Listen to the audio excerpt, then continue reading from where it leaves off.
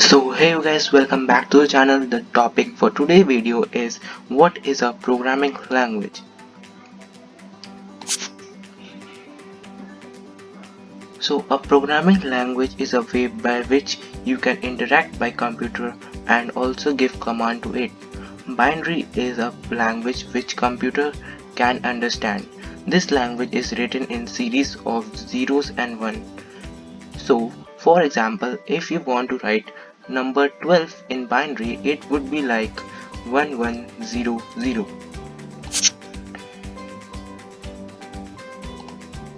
So why we need other languages? Simple answer to this is binary is way more difficult to read, write and correcting errors. So this made to develop new languages that are easy to understand. But the new languages were slower than binary as they have to be translated into zeros and one because it is the only language that computer can understand.